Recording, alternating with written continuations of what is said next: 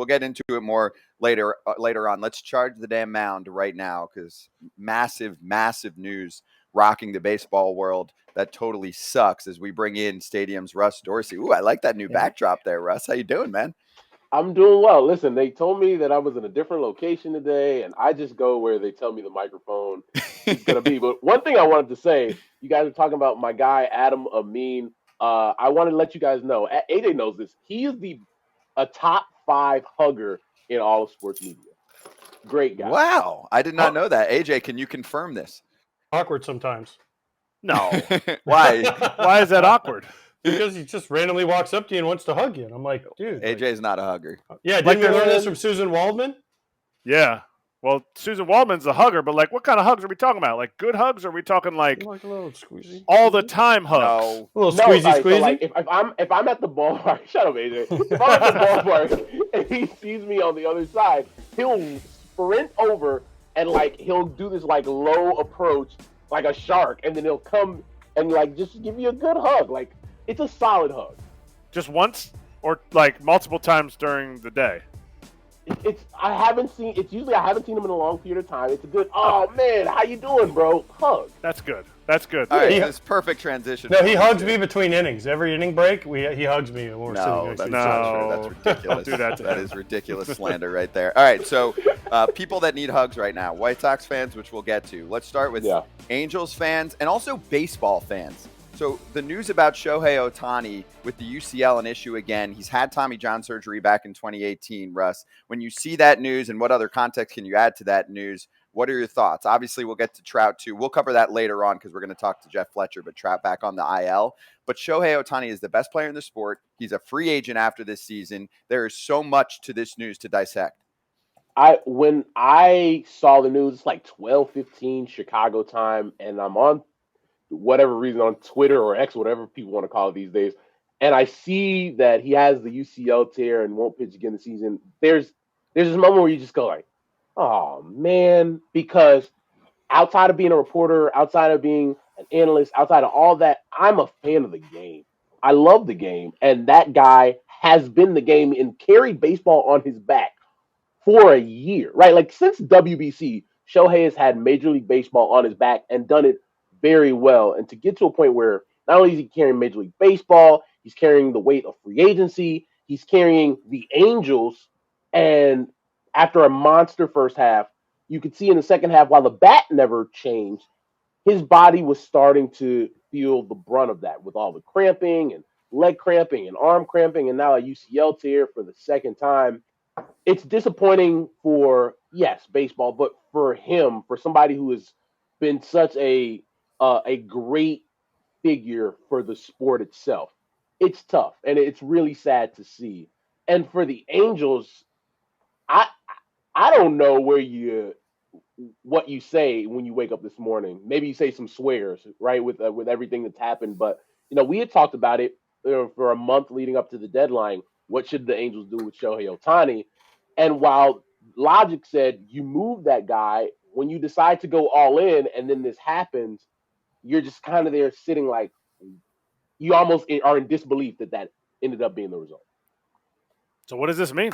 What does this mean for free agency? What is it? I mean, there's theories everywhere, and I have my own theory. What do you think this injury means for Ohtani? He's still the best bat on the market, right? Even if he has Tommy John surgery, doesn't pitch again until 25, he will be your full-time DH from opening day next season, and then pitch after that. If you're going to sign him to a long-term deal as a team anyway, from a monetary standpoint, does it hurt him in the short term?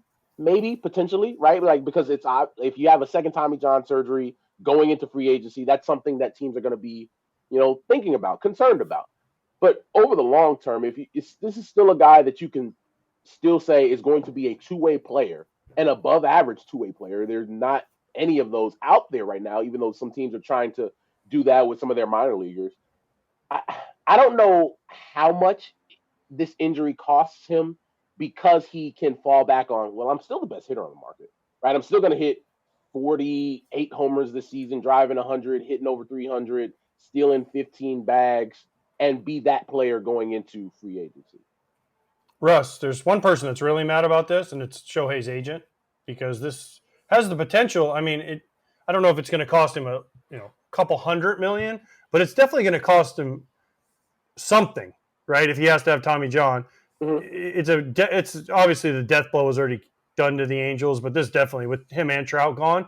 My question is if I'm Shohei Ohtani's agent, I'm Shohei, why would I not sign a 1-year deal somewhere for a massive amount of money and say, okay, if I like it there, I'll come back and sign after and hit free agency again when hopefully his arm is healthy. And then this leads me to my next thing. When we talked a couple weeks ago about Shohei being a free agent, I asked the question, do you have to put a clause? Because let's say a year from now, he signs a 10-year deal. 2 years from now, he's like, my arm hurts. I ain't pitching no more. I'm just going to be a hitter. Now, he's worth it, but he ain't worth what he's worth at both positions. So it just complicates the entire free agency. And if I'm him and I'm his agent, I'm saying I'm taking 1-year deal. I'm going to get healthy with my arm, prove I can pitch somewhere along the way. And then, because he's not that old. It's not like he's 35 years old, right? He can still get the massive deal, just healthy, and get it on both sides. No, I think that's a good point there, AJ. And it's something that runs through your mind. And like, okay, that's why I'm saying, does it cost him short term? Like, maybe you do have to sign that 1-year deal, get right. You'll still be able to swing the bat. You get healthy. You go through your rehab process.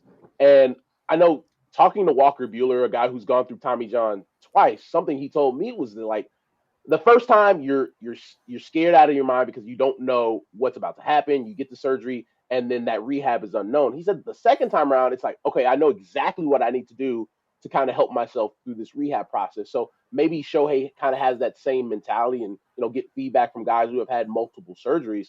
And then to your point about the agent side, you are going to have to sell them differently, right? Because before you can say, hey, this is your best hitter and your best starting pitcher. Give me the blank check. Right now it's, hey, this is going to be the best hitter in your lineup. And in 14 months, he's going to be the best starter in your rotation. But that's going to take some maneuvering, right? And you're going to have to, go, and there's going to have to be a lot of back and forth. And it's going to be a lot harder to market a guy coming off a second Tommy John than the guy we saw for 5 months this season. AJ, you're a shitty agent. Why? Why am I? 1-year deal, dude, for the best player in baseball? No, I don't even think you deserve those right now, and I'll tell you why. What do you mean? No, I want to hear this, and then I'm going to tell you why you're a bad, whatever you are, person. You're a bad Scott. Yeah. I'm a bad Scott, yes. So Shohei should have an opt-out after year 1 so that he can prove the value that he needs, and really even after year 2. But he should still be getting a longer-term deal, at least multiple years with a lot of money attached to it based on who he is. So I'm cool with him kind of proving himself and then jumping back in. But he's good enough in my mind to negotiate with teams if I'm his agent to get him multiple years. I do want to cue up what I saw from our friend Jim Bowden, who's been on the show before too, as he said how significant the Ohtani injury is to his free agent value. He said he would have received approximately, in his mind, 10 years, $550 million. He'll now, as a hitter, get approximately 10 years, $400, with a player opt out after 2025. So if he can return to being a two-way player, he can go back on the free agent market as one then. So how bad of a Scott am I? Well, my question is as a pitcher, he's only worth $150 million, but as a hitter, he's worth $400 million? It seems like they should be equally valuable, right? No, he's worth like 10 to 15 million a year in advertising dollars, whether he's a hitter or a pitcher. Mm-hmm. No, but so that's fed in. But he said 10 years, 400 as just a hitter, and 10 years, 550 is both. So he's only worth 150 million as a pitcher, but 400 as a. But you can't advertise him twice as 10 to 15 million. You're getting a 10 to 15 million in advertising, so that's 300 million essentially as a hitter, and another 200 million as a just under 200 million as a pitcher and a hitter. So the advertising dollars are cooked in there. What's wrong, AJ? Did we mess up math? I'm just reading I'm just reading what the tweet said. 400 and 550. I don't know where the 300 came in. Russ, maybe help me out here. I didn't go to New Jersey schools, but I'm confused. I don't know if this Oral Roberts University math is going to help you out either. But I do like Kratz's numbers of the 300 as a hitter. I understand that. closer to the 200 as a pitcher. I'm going to ignore the tweet for a second just because I think that where people get confused and diving back into the market. I think that's probably what he was looking at, right? And we talked about it kind of maybe when the season started of a seat at the table was going to be 500, right? And then the bidding would start after that. And whatever teams felt was appropriate for a guy that was going to be this two-way superstar for the next, even if you said 8 of the 10 years you sign him to, fine. At this point in time, the complexity of that first 2 years of when you can enter back into the market, when you have the opt-outs, because opt-outs have become such a big part of negotiations, regardless of if it's Shohei or anybody else, right? Like with, Manny Machado, where he had an opt-out, and some guys are like, no, we're not going to have any opt-outs. And, Eduardo Rodriguez has the opt-out at the end of his deal at the end of the season. Like, so that's all something in the, when he was moved to the deadline, all right, would he opt out or would they extend him? Like, there's all these different factors that teams are going to have to start thinking about. And for Shohei, you thinking about it differently because you want to be able to show people, hey, I am still one of the best, if not the best hitter in the world right now. But when I come back healthy from Tommy John surgery, I can still be an above average starter in the big leagues.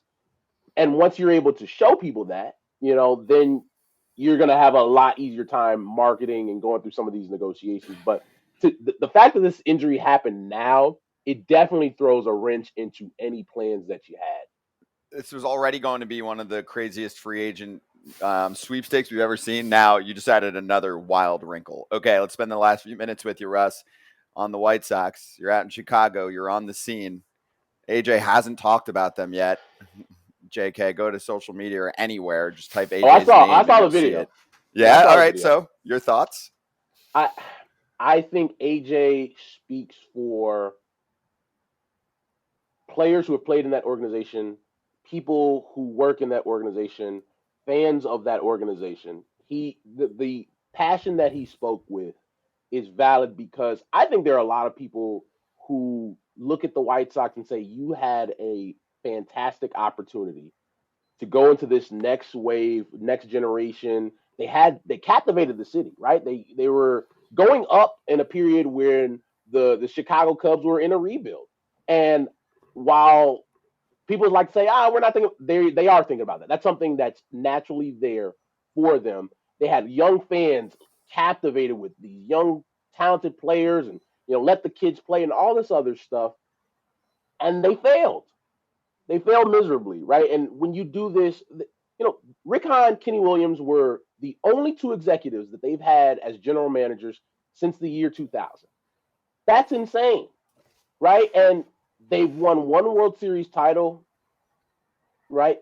And since 05, they've only gone to the playoffs, I believe, twice and never moved past the ALDS in any of those appearances. So you ask yourself, how many times can you repeat the same thing over and over again and hope for different results? Because now you've gone 23 years kind of as currently assembled where your GM then hired the next GM who was Rick Hahn, and then there was no success. And then you're going into a third rebuild now since Rick Hahn took the job.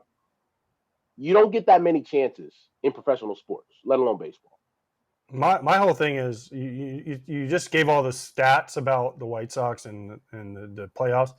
There was a stat I saw the other day that in the history of the White Sox, they've won like 4 postseason series or 5, and 3 of them were in 2005. They went from 2008 to 2020. That's 13 years, right? Didn't make the postseason and didn't come close really to making the postseason. And then you think about it, how many organizations out there besides the White Sox would not only have had 1 turnover GM/president, whatever Kenny's title was, they might have had 2 or 3 of them, right? Yeah. And it was the same thing. And it's kind of what we talked about on the show before. Oh, give me, oh, my players. Oh, it's this guy's fault. Oh, they're not letting me do this. Oh, give me 3 more years, Jerry. And Jerry'd be like, okay, because I'm older now and I don't want to start over. But as a fan and as, someone that wants them to do well, I'm like, and I like Rick and I like Kenny and I don't want anybody to get fired. I never want to see anybody lose their job. But it's the nature of sports. You're hired to be fired at some point. Everyone gets fired at some point in sports. And it just seems like it takes the White Sox extraordinarily longer than most other organizations to see that and to do it. Hey, loyalty is Jerry works both ways, right? But then for me to go, if the Getz Dayton Moore thing is true, you just take the next guy and say, okay, well, Rick Kenny didn't work. Oh, I'm going to take the next guy. We'll just slide him up because he's familiar to Jerry, and everything will be happy. I don't think the fans like it. From people I've talked to, I think they think it's crazy. And the other thing to me that's crazy is you got to at least do a search. You got to search like far and wide and look like at everybody. Because staying in, I mean, if you're the CEO, Russ, of a company, if I'm the CEO of, let's say, I live in Orlando, I'm the CEO of Disney World, and I get rid of my next two guys in charge, I'm looking at every company out there because, I might have a guy that's there that I'm like, okay, I'm going to promote him, but there might be a guy that comes in and blows my doors off, and I'm like, oh shit, I want him, right? And he might be better. But again, it's Jerry's team. Jerry can do whatever he wants. It's just the way you feel as a fan and as someone from the outside. No, and even looking at what they've been as an organization, familiarity is their flaw, right? Pedro Gaffol is the first manager they hired that hasn't had a title of the White Sox since they hired Jerry Manuel in 1998, right? You had two executives that were GM of this team for the last 23 years. Now, rumors and reports out about maybe you promote Chris Getz to be the guy in charge, a guy who was in the organization for the last couple of years, a guy who played for the White Sox. And when you don't do that due diligence that you're talking about, AJ, that's why you have so many people that are looking at it like, how can you hope to have some type of change in your culture, change in your organization, change in the on-field product, change in your front office if you haven't gone through the necessary steps to improve your organization? One of the things I hear about the White Sox is that they're run very mom and pop, right? And on the analytical side, and take this for what you will, that they're very behind the times. Players come into that organization and look around like, oh, this is not what I've dealt with before with other teams, or, how can I improve as a player if we're so far behind? And so when you hear things like that from around the game, it's understandable how you get results that they've gotten over the last couple of years.